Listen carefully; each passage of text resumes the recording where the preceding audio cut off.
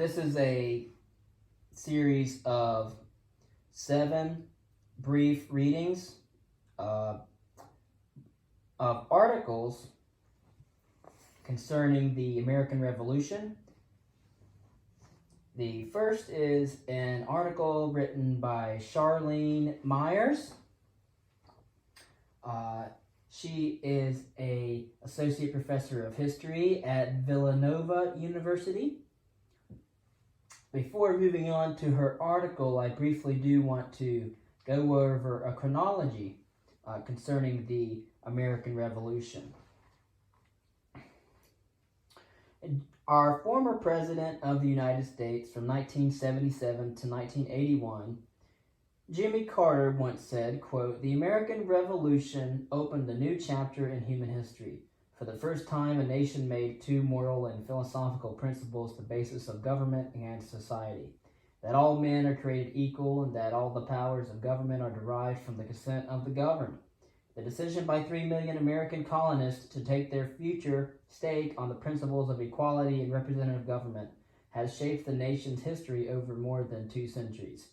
America has not always lived up to the ideals of the Declaration of Independence, but those ideals have never been eclipsed. They have served as guiding beacons, available to backwoods revolutionaries from Georgia to Massachusetts, and later to Abraham Lincoln, Elizabeth Cady Stanton, and Martin Luther King Jr., to call upon in extending the benefits of liberty and equality to all citizens. Beyond that, America's founding principles have captured the imagination of freedom-loving people the world over. In this volume and essays that address the background of the Revolution, the war itself, lesser-known participants in the struggle, and its legacy, historians offer their perspectives on the American Revolution. The essays are meant to provide a broad context for the stories told by the National Park Service at its many American Revolution sites. I hope that the material in this handbook will enhance your visits to these irreplaceable historic places. The American Revolution set the stage for the development of the United States. We only can benefit from continuing to study and reflect upon its multiple meanings and lasting legacies." End quote. John Adams once said, quote, "The Revolution was effected before the war commenced. The Revolution was in the minds and hearts of the people a change in their religious sentiments of their duties and obligations. This radical change in the principles, opinions, sentiments, and affections of the people was the real American Revolution." Early Americans had made the risky Atlantic crossing seeking a better life, religious freedom, and political autonomy. They built a society in the New World and for generations ran it with little outside meddling. After the French and Indian War, Britain initiated policies aimed at bringing the colonists under closer control.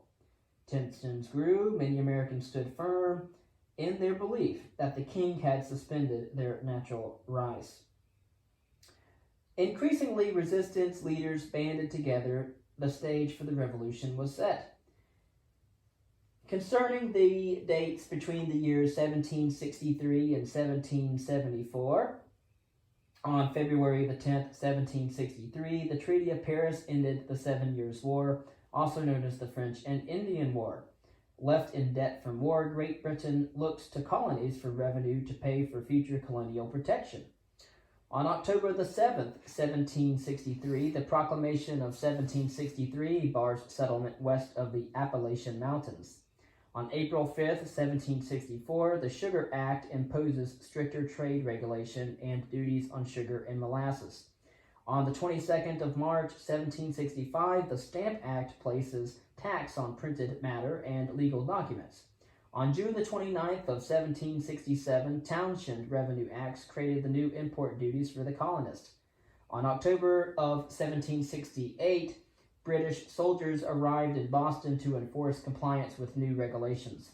On the 5th of March, 1770, Boston Massacre. King's troops kill 5 civilians before the British back off and troops leave Boston. All Townshend duties removed except for tax on tea. On December the 16th, 1773, chests of tea were destroyed in protest at Boston. On March, going all the way through April, May, and June of the year 1774, the Coercive Acts closed port of Boston brings Massachusetts government under Crown control and allow for quartering of British troops on private property. Between September and October of 1774, the First Continental Congress met in Philadelphia and approved the collective strategy in order to deal with the coercive acts. They declare common grievances and adopt comprehensive boycotts of British goods. In October of 1774, the Minuteman companies are formed. In the year 1775, there many things happen in that year. On the eve of the Revolution, the Patriots succeeded in organizing a home defense. Militias stood mobilized and ready. Fighting broke out at Lexington and Concord, Massachusetts, on April the 19th. At the Battle of Bunker Hill in June, the Patriots lost, but learned that they could stand against British regulars. Soon afterwards, George Washington assumed command of the newly created Continental Army. On April 19th, the Battle of Lexington and Concord, Massachusetts occurs. A rallying militia drives out the British back in retreat to Boston. On May the 10th, the Second Continental Congress convenes in the city of Philadelphia in the state of Pennsylvania. Fort Ticonderoga, New York, is captured by Ethan Allen and Benedict Arnold. On May the 11th, the Battle of Crown Point happens in New York. On June the 14th, the Congress establishes a Continental Army. On June the 15th, the Congress appoints George Washington as General Washington and Commander-in-Chief.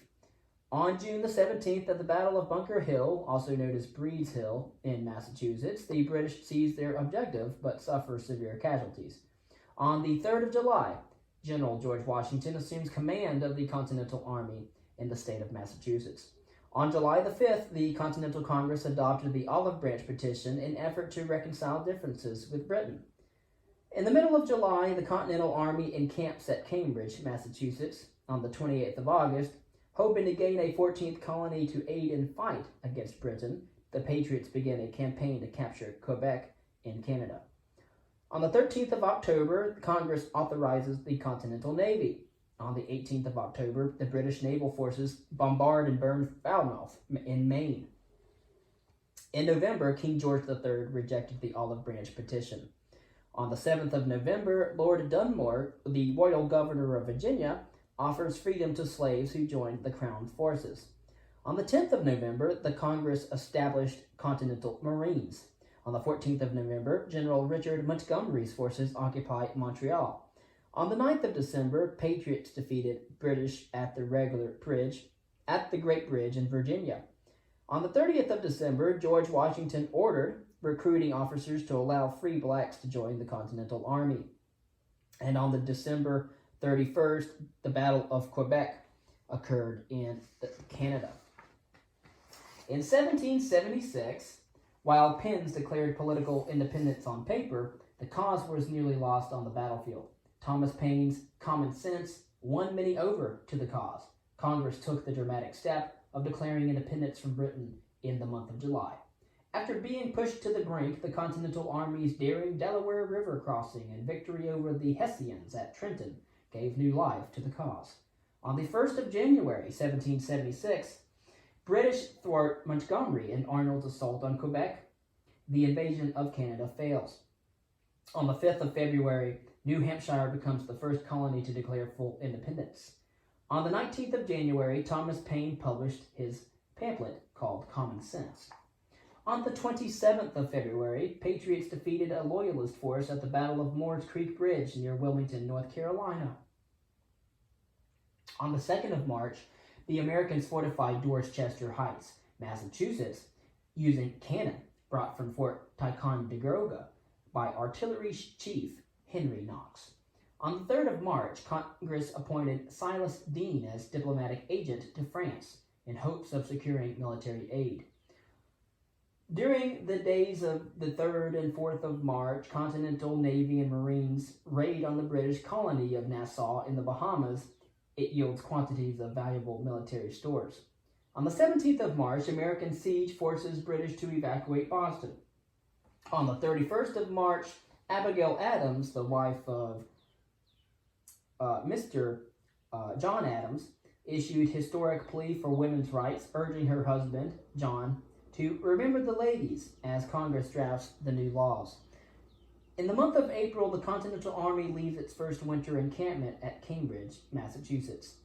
On the 1st of April, the Continental Army entered and began to erect defenses in New York City. On the 2nd of May, the French government consented to send secret military aid to the colonies. They sent $1 million worth of arms to America. On the 10th of May, Congress authorized each of the 13 colonies to form new state governments. On the 7th of June, Virginia delegate Richard Henry Lee offered a formal resolution which called for American independence. On the 12th of June, Congress appointed a committee to prepare a draft of a working government entitled the Articles of Confederation. On the 28th of June, Thomas Jefferson presented his draft of the Declaration of Independence to Congress. American defenders repulsed British attack at Fort Sullivan, Charleston, South Carolina. In the month of June and July, British Armada arrived in New York, carrying over 30,000 British and Hessian troops intending to crush the rebellion. On the 2nd of July, Continental Congress voted in favor of Richard Henry Lee's resolution for independence. On the 4th of July, 1776, Congress formally adopted the Declaration of Independence. On the 2nd of August, the delegates signed the Declaration of Independence, demonstrating the new nation's potential for religious tolerance. The list of signers includes one Catholic, Charles Carroll of Maryland.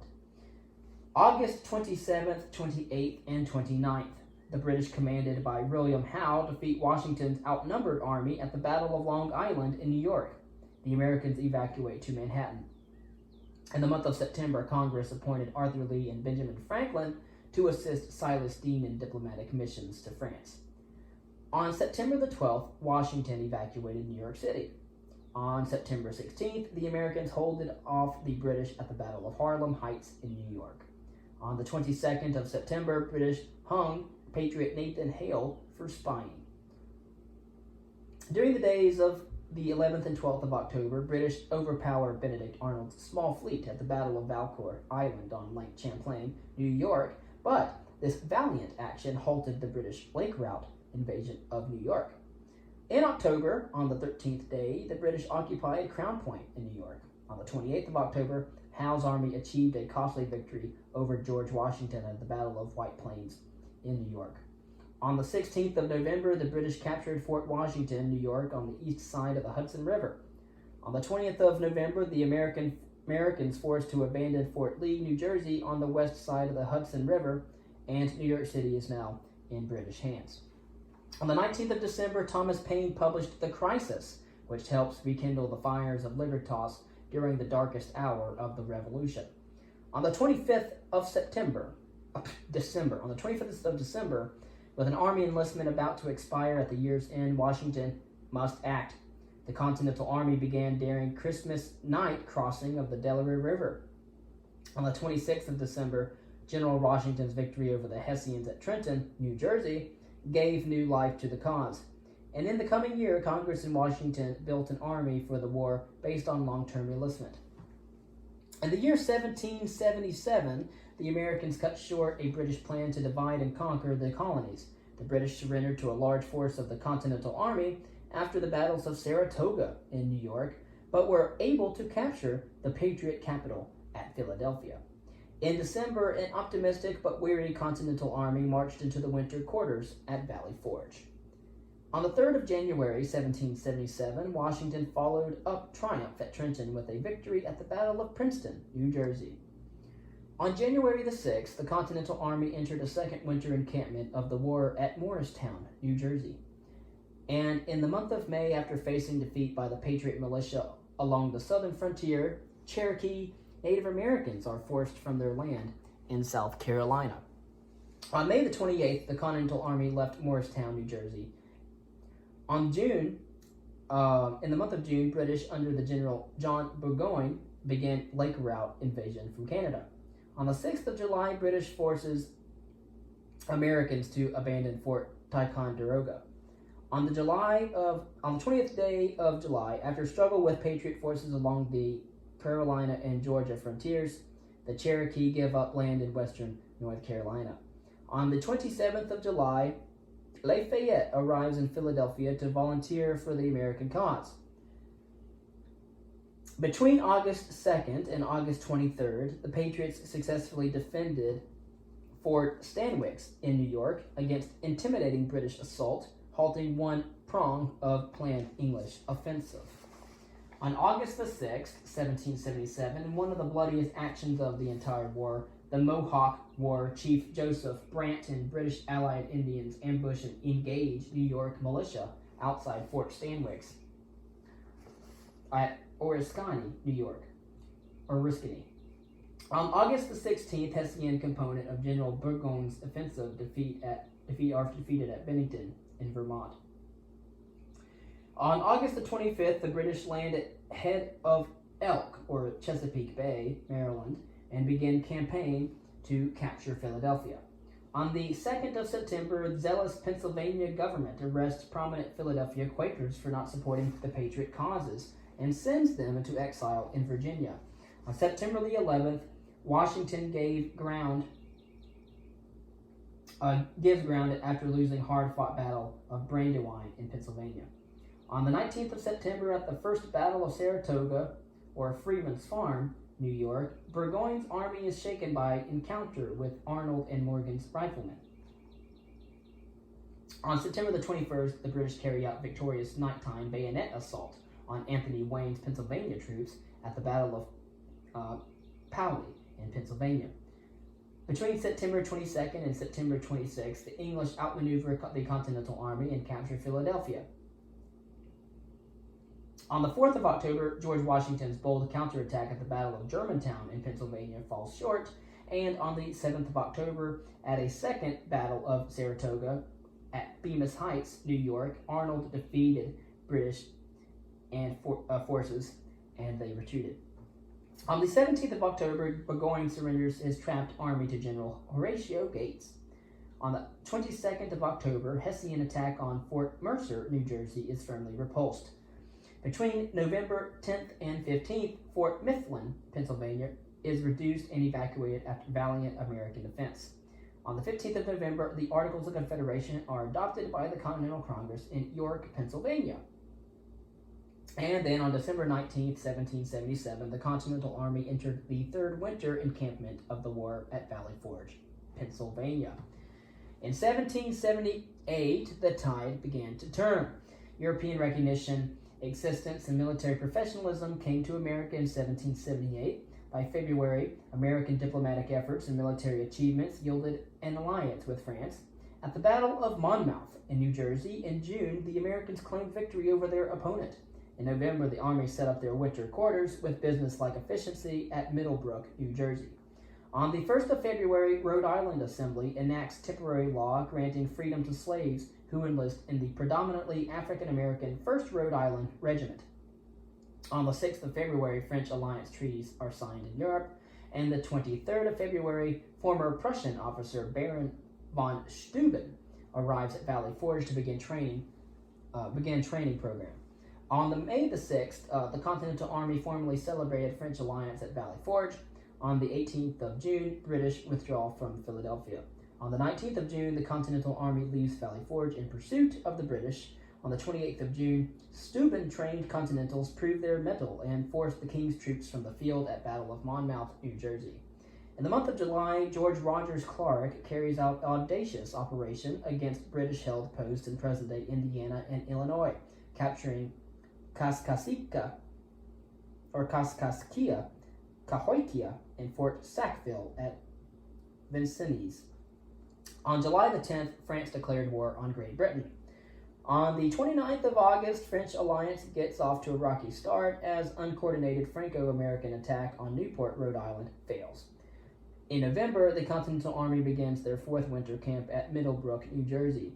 On November the 11th, Loyalist leaders Walter Butler and Joseph Brant lead Tory and Indian attack on Cherry Valley, New York. On the 17th of December, the British retake Vincennes. On the 29th of December, the British expedition captures Savannah, Georgia. In 1779, the world is at war. By 1779, the war had spread across the globe. In spring, Spain had entered the war as an ally of France and soon declared war on Great Britain. As the year closed, the Continental Army entered into winter camp at Morristown, New Jersey, where they would endure fiercer weather conditions and subsist on fewer supplies than they had previously at Valley Forge. On January the 11th, Lafayette returns to France to plead for additional support, and on the 29th, the British occupy Augusta, Georgia. On the 25th of February, George Rogers Clark recaptured Vincennes. On the 12th of April, Spain, which had been contributing aid to the Americans, entered war as an ally of France. In May, the Continental Army left camp at Middlebrook, New Jersey. On the 1st of June, the British occupied Stony Point and Verplanck's Point in New York and secured strategic Kings Ferry on the Hudson River.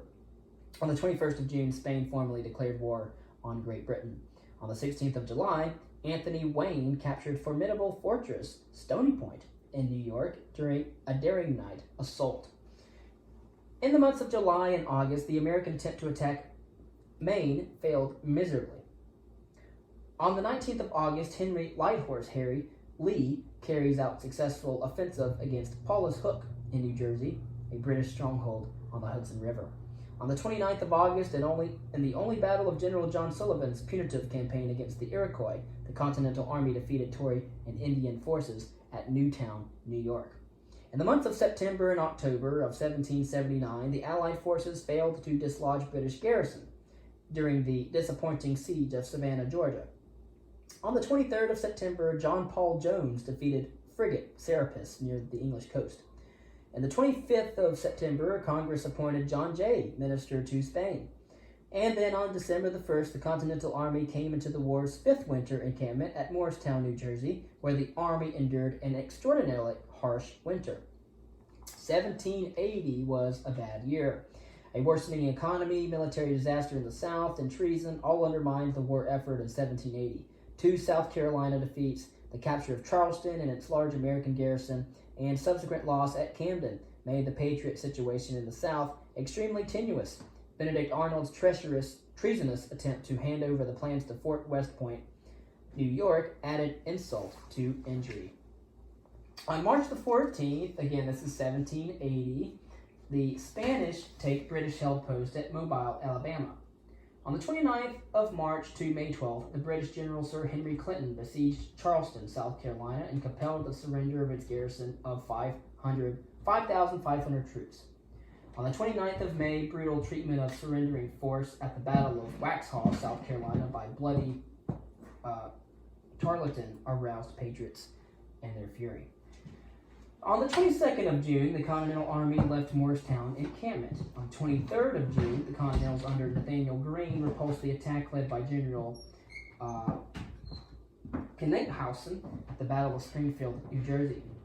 On July the 10th, 5,500 fresh French troops arrived in Newport, Rhode Island. Between the summer and fall of 1780, guerrilla leaders Francis Marion, Thomas Sumter, William Davies, and Elijah Clark carried the war against British and Loyalist troops in the South. On the 16th of August, the British defeated the last major Southern Continental force at the Battle of Camden, South Carolina.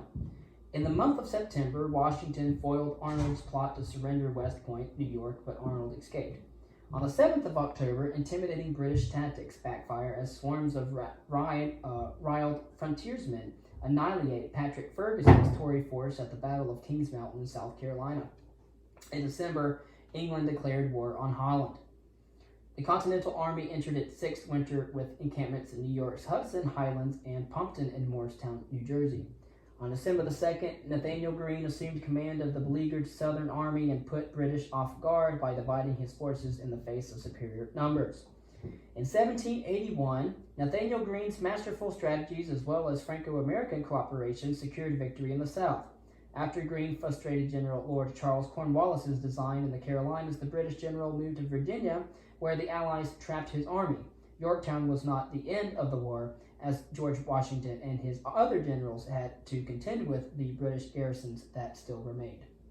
In January of 1781, Pennsylvania and New Jersey troops mutiny over pay and enlistment grievances. To prevent further spread of revolt among the army, Washington and his officers dealt harshly with the mutineers, executing several men.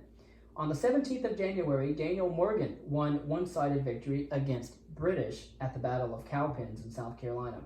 On the 14th of February, the Continental Army under Greene's command exhausted Cornwallis in marching contest, covering 40 miles in 16 hours. Congress appointed Robert Morris on the 20th of February, the financier of the Revolution, as superintendent of finances. During trying financial period, Morris astutely manipulated accounts to keep the war effort funded. On the 1st of March, the states formally ratified the Articles of Confederation. On the 15th of March, Greene further weakened the British stamina in a fierce clash of arms at the Battle of Guilford Courthouse in North Carolina. On the 25th of April, finding his position untenable, Greene withdraws during the Battle of Hobkirk's Hill in South Carolina. On the 9th of May, the Spanish captured British outpost at Pensacola in Florida. On the 6th of July, finding himself outnumbered nearly 10-1, Anthony Wayne saved his troops from capture by charging straight into Cornwallis's men at Green Spring Plantation in Virginia. On the 21st of August, combined armies of George Washington and Rochambeau slip away from New York before the British can discover them, missing, marching south to confront Cornwallis in Yorktown, Virginia. In September and October of 1781, Allied siege of Yorktown, Virginia by land seals the Cornwallis' fate. On the 5th of September, the Battle of the Virginia Capes and subsequent naval operations prevent the British fleet from entering Chesapeake Bay to rescue Cornwallis. On the 8th of September, Greene fought sharp action at Eutaw Springs, South Carolina, and orders another tactical withdrawal. On the 19th of October, Cornwallis surrendered along with his full contingent of 8,000 troops, marking the beginning of the end for the British. In the month of November, the Netherlands extends the first of 4 crucial loans to the United States. Continental Army returns to Hudson Highlands and New Jersey for its 7th winter encampment. In 1782, the troops are told to stay the course. By spring, England initiated peace negotiations, yet fighting continued on. On the seas, British, French, and Spanish navies continued to battle for supremacy. In America, however, warfare threatened security on the frontier and in the South. By November, however, Britain and the United States signed a draft peace treaty agreement. In the month of January 1782, as the British began to withdraw forces, Loyalists flee the United States in great numbers, and over the course of the war, 100,000 Tories depart. On the 12th of April, peace talks between Britain and the United States began in Paris. On April 19th, the Netherlands recognized American sovereignty. On the 11th of July, the British end their occupation of Savannah, Georgia. On the 1st of August, Ham Salomon, broker to the Office of Finance, delivered the first of many large sums that helped alleviate the nation's financial crisis at the war's end. Between August 15th and August 19th, the Tories and Indians attack Bryan's Station in Kentucky. Daniel Boone and Kentuckians lose a skirmish at Blue Licks. On the 27th of August, John Laurens, promising young leader and former aide-de-camp to Washington, died in fight at Combahee Ferry in South Carolina. In the month of November, the Continental Army moved into its 8th and final winter quarters, the New Windsor Cantonment in the Hudson Highlands.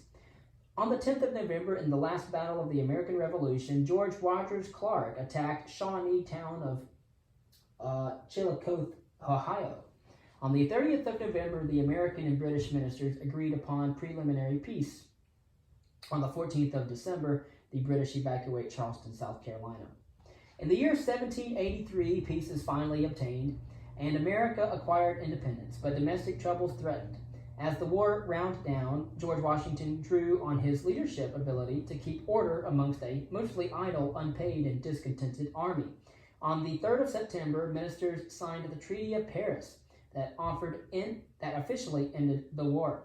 Washington bade a tearful farewell to his officers and then resigned his commission as General of the Continental Army. On the 20th of January, Britain signed preliminary peace articles with France and Spain. On the 11th of April, Congress proclaimed cessation of hostilities. On the 19th of April, Washington declared end to the fighting, and it was 8 years to the day after the war began. On the 3rd of September, final peace treaty between Britain and the United States was signed in Paris. British allied tribes of the Iroquois Confederacy lose most of their lands as they are left out of the settlement. Some bands settle in southern Ontario with Joseph Brant. On the 2nd of November, Washington issued a farewell order to the armies of the United States. On the 25th of November, the British finally evacuate New York, and on the 4th of December, Washington bids farewell to his officers at Fraunces Tavern in New York City. On the 23rd of December, George Washington resigned his commission before the Continental Congress in Annapolis, in Maryland. Concerning the legacy of the American Revolution, on a personal level, the Revolutionary War produced a mixed legacy of positive and negative consequences. On the Patriot side, the cost of founding an independent republic was high. Approximately 25,000 sacrificed their lives and many forfeited their livelihood.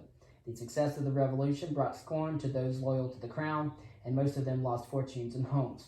The war broadened the horizons and prospects of many revolutionaries. Numerous former soldiers felt wanderlust and formed the vanguard of westward expansion. And in turn, this relentless advance forced thousands of American Indians off their rich domain. For some African Americans, their service brought freedom, yet while many remained enslaved. While women gained new outlooks, their actual status remained unchanged. And as the ground of combat grew fainter, the battle for individual rights began.